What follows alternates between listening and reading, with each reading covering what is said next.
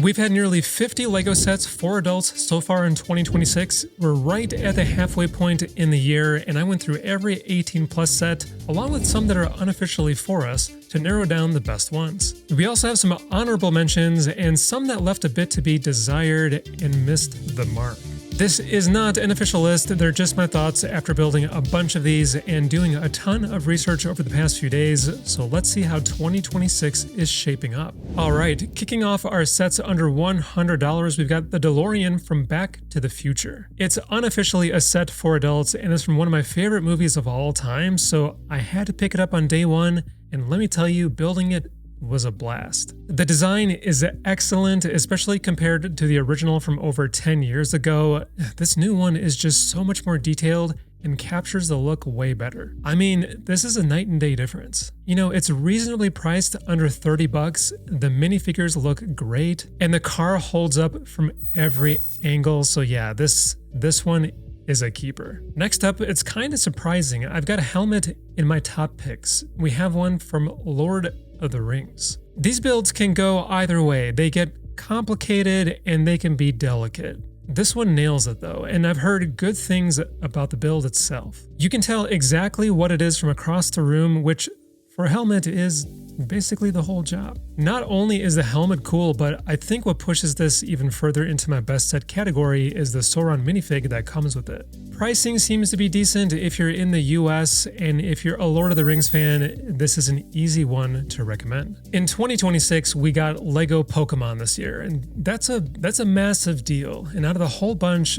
out of this wave, this Eevee is the one that earns a spot up here. The rest of the wave is pretty hit or miss, which we'll get to in a second, but this little Pokemon is a clear standout. This one almost slipped into the honorable mentions, but the more I looked at it, the more it earned a top spot. It looks like a simple display piece at first, but it's got some fascinating interactivity that I wasn't expecting. There's like this spinning centrifuge function built right in, and it looks very satisfying. You'll get the most out of it if you're a fan of the book or the movie, but even as a general sci-fi and spaceship fan, there's a lot to like here. We'll have to see if it holds up as one of the best through the rest of 2026, but so far so good. Kicking off the honorable mentions, we've got a huge Darth Vader minifigure that I put together not too long ago, and it's pretty sweet. This giant cape alone won me over on this thing, and you know, it almost ended up as a top pick, but the limited posability did drop it down a little bit. I still enjoyed it, and I would love to see more licensed minifigs at this scale. In my last video, I talked about the huge Venator Star Wars ship that's retiring later this year, and that thing is massive and crazy expensive. This one gets you the same ship on your shelf for under $100, and at this scale, the design looks excellent. As a heads up though, some reviewers had trouble with the angled panels not staying in position the way that they're supposed to. But still, for what it is, I think this is good. This Batman logo, which technically isn't for adults, came out of nowhere earlier this year, and I seriously had a kick out of all the little Batman references hidden in the pieces that make up the giant logo.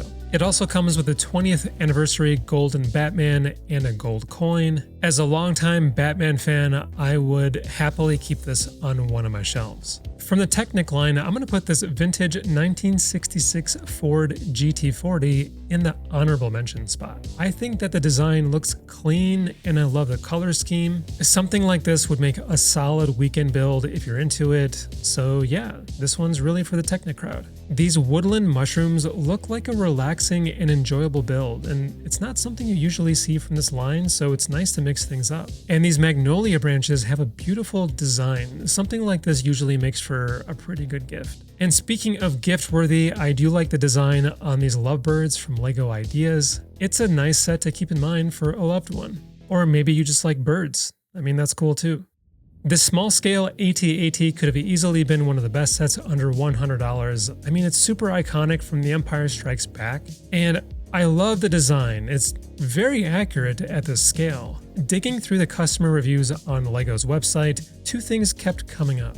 A lot of fans felt that it was priced a little too high for how small it is, and the bigger issue is that several had a hard time getting it to stand up the way that it should. So of course I wanted to bring this up in case you were interested, and I would have loved to bump it up, but it just misses that mark. Still a nice one for the desk if those stability issues don't bug you. The other miss in this batch is the Sega Genesis, and that's one of my favorite gaming consoles of all time. But when I got a look at it, it's tiny, and that really limits what they could do with the presentation and detail. It's still really cool for a retro fan, and I'll probably grab it eventually. But the thing is that we had that incredible Nintendo Entertainment System console, and if the Genesis came in at that size with that kind of experience, I would have bought it on the spot. I'm a little bummed. This could have been so much more, but I did read that it does look better in person, so that's something to keep in mind. For under $100 in 2026, we have a lot of nostalgia packed in. Star Wars fans are definitely having a good year so far, and we do have a nice bit of variety in the ones that I picked out, but I've got to say, that Sega Genesis console still makes me a little sad. It just had so much potential. Moving into the $100 to $200 range, this one might be one of the best Marvel sets out there. It's a full-scale Iron Man figure, and the sculpting and proportions are outstanding. Don't expect too much color variety when you're building this, but there are some genuinely clever techniques hidden inside. This thing is pretty huge, and no doubt it's an awesome display piece, and it even comes with an exclusive minifig. If you're a huge Iron Man fan like I am, this is an easy yes. Taking up another spot in our best sets in this price range, we have this Luigi Mach 8 from Mario Kart. I did get a chance to build this one and had a great time with it. I was a big fan of the Mario version last year, and I still give that one a slight edge. I think just because it's Mario, and I did like that Kart a touch more. But this Luigi version is a worthy follow-up. It is a little larger and just as satisfying to put together. It does have some built-in interactivity as well. The exhaust in the back spins as you roll it. Probably something you'll do once, but hey, it's there. Moving to the next best set, this is another surprise for me. The Japanese cherry blossom landscape is going to end up as a best set. I'm not usually big on the Lego art pieces, although I do own Van Gogh's Starry Night and the Batman animated series one, so maybe I'm more of a fan than I let on. However, the design and color scheme here are top tier. The depth in the scene really sells it as art. This is one that I actually wouldn't mind hanging up in our space. Moving into the honorable mentions, I've got to say that The Legend of Zelda is probably one of my favorite game series of all time. This year's entry is the final battle from the Ocarina of Time, and as with the other Zelda set, they did nail the minifigs and the accessories, yet the whole thing still feels like it could have been more. And Ganon's design is solid, but from what I read, he's top heavy and tips over very easily. It's going to stay as an honorable mention because it's a real treat for Zelda fans, but there was room to push it even further. From Harry Potter, this Sorcerer's Stone Collector's Edition looks great from a quick glance. It looks to be a pretty smooth and mostly studless build, pulling in a lot of different moments from the movie. We get a lot of variety here. And as a bonus, it's got some interactive features and some hidden micro-scale scenes tucked inside, which is a very nice touch. That said, and this surprised me, I've read that it's a fairly basic build. But even so, whether or not that's the case, I still think it earns a spot in the list. From Jurassic Park, we've got this Triceratops dinosaur fossil. And let me tell you, the T-Rex that I built last year from the series blew me away. It really did. It's huge with next level engineering holding it together. It was amazing. I wasn't quite impressed with this Triceratops. It's fine for its size, and I didn't expect it to match the T-Rex. But if you built that one, just know that this is a completely different experience. For a Jurassic Park or a dinosaur fossil fan, it's still a neat set. And there's even more. You know, old school Jurassic Park fans are getting a little spoiled because we also have the iconic Jeep Wrangler. I went through a ton of reviews and impressions, and from what I can tell, the build sounds satisfying, but the stickers get in the way a bit, which is worth knowing if that kind of thing bugs you. Okay, now here's one that I didn't expect. We finally got Shrek in Lego form. The Shrek and Donkey designs are surprisingly good, and everything is printed with little Easter eggs from the first first movie baked in. From browsing around, it does seem like there's a lot of disappointment with the minifig that's included. It might feel like it's out of scale and kind of tacked on next to the other two, but I mean, it's probably not a big deal for most of us though. I don't even know if I would have even noticed that myself, but if you grew up on these movies, this one does have a lot of charm. The same goes for this Tintin moon rocket. The minifigures alone make it worth a look. I mean, they're fantastic. The build is quite interesting but repetitive, but it still had a satisfying flow, and it's a fairly technical one to put together, believe it or not. If you're a fan of the series, it's probably going to be a must-have. This next one might be a sleeper hit for vintage car fans. I've heard a lot of good things about this Ford Model T. There's a ton of history packed into it, and I'm really digging the colors. Those white tires are a nice touch, and it would look right at home on a display shelf. I mean, it's going to definitely fancy the place up quite a bit.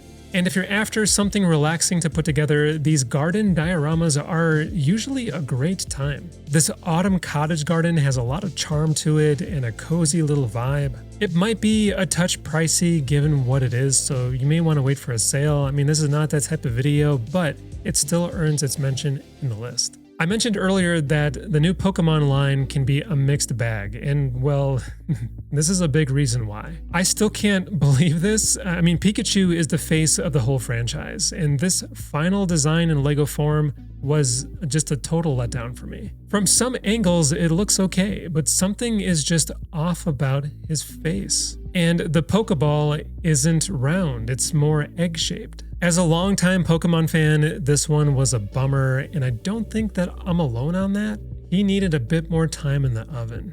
For the $100 to $200 range, there were a lot of sets, and I didn't cover them all. I will eventually rank everything for adults. But as always, this range has something for just about everyone, and we've got a lot of different tastes, so it's hard to go too wrong.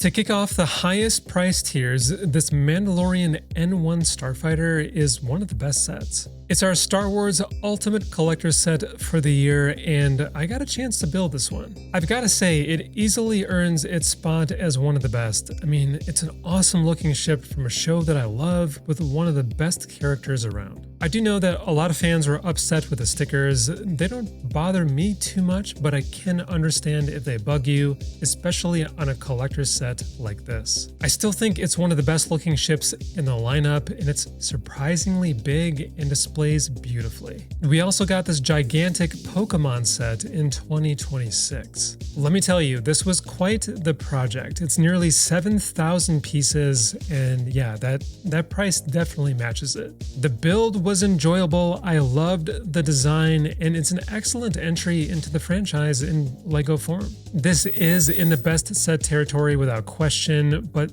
that price tag should make you pause just a bit before you jump in. It is a lot of money, and it does take up a lot of shelf space. Now, if you want to talk about truly big builds, this Lord of the Rings Minas Tirith clocks in at over 8,000 pieces. And believe it or not, I'm still building this thing. The channel is keeping me busy, but I've just been kind of chipping away at this, and it's been fantastic so far. I'm probably about 80% done. What I love is that it blends two styles. We have microscale on the outside, almost kind of like something from the Lego architecture line, so everything is tiny and it does give your fingers a workout. But then you flip it around and the interior is full minifigure scale, which is what most of us are used to. A lot of fans are praising this, and I think it's well earned. My biggest nitpick, and I've seen others say this too, is that we could have maybe had a few more minifigs. Even so, I mean, it's one of the best in this tier and absolutely worth considering for your collection. Okay, now this one I originally had as an honorable mention, but I do need to bump it up because this might be the most technically impressive set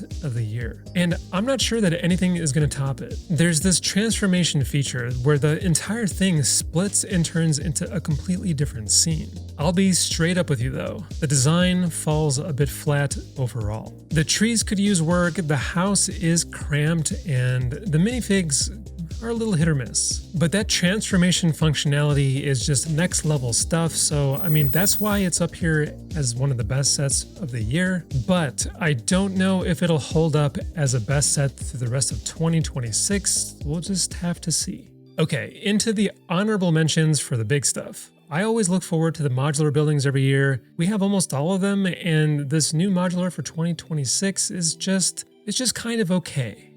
I wouldn't say that it misses the mark. It is an enjoyable build, and it has plenty to appreciate in the architecture and the color scheme. It's just missing a bit of flair and character. If you collect modulars, you can't really go wrong here. It just ends up as an honorable mention, which totally is not a bad thing. And if you like buildings, we have another one here. It's not a modular, but it's Disneyland's Main Street USA. If you're a fan of this stuff and you're looking for a family build, there is a lot to like here. The catch is definitely in the price. It's $400 for essentially a few shop facades. So for that price, I mean, you'll probably need to be pretty emotionally invested into this. This one is unofficially for adults. Ninjago is celebrating its 15th anniversary this year, and this giant set looks amazing.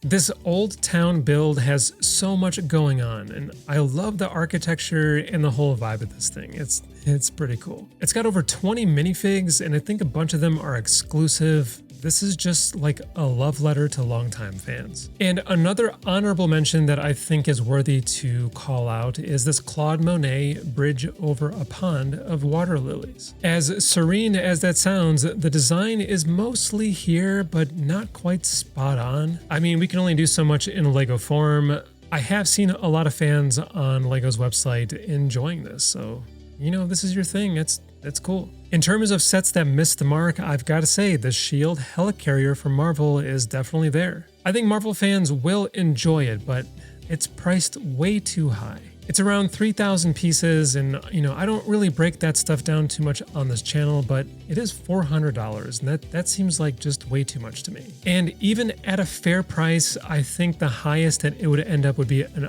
honorable mention. I don't think it's one of the best. Before I get into some upcoming sets that just missed this list, this 200 plus tier did have some real standouts. We'll have to see if all of these hold up as the best sets of the entire year. This Venom bust from Marvel probably would have ended up as an honorable mention. These bust designs have not won me over yet. However, I will say that this one is probably the best one so far. And the minifig is a nice extra. I know a lot of you out there do collect Star Wars sets at this scale, and we're getting this Imperial shuttle. The build itself was enjoyable, and I love the mechanics. It's got these folding wings, and they're great. But I would probably have put this in missed the mark territory because, it's priced way too high for what you get. We're also getting an arcade pinball machine in July, and it's unlike anything we've ever had before. You can actually play a game of pinball with it. I'm not sure how reliable the build is going to hold up as the dust settles, so I'm going to hold off on any verdicts right now because I am seeing a few complaints about the actual gameplay, so we'll have to see.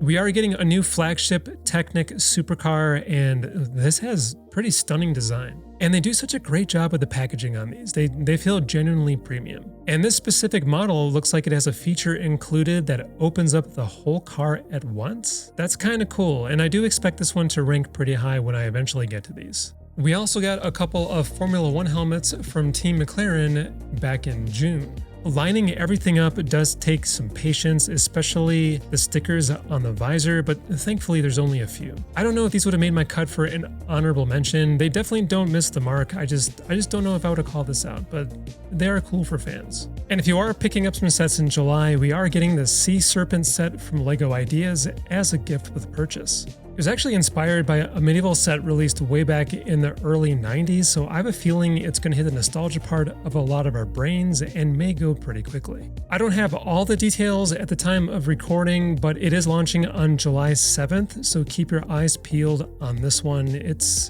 a pretty sweet build. And with that said, let me know what your favorite sets have been so far in 2026 and what you have your eye on. As always, thank you for checking out the sets with me, and until next time, I'll catch you in the next one.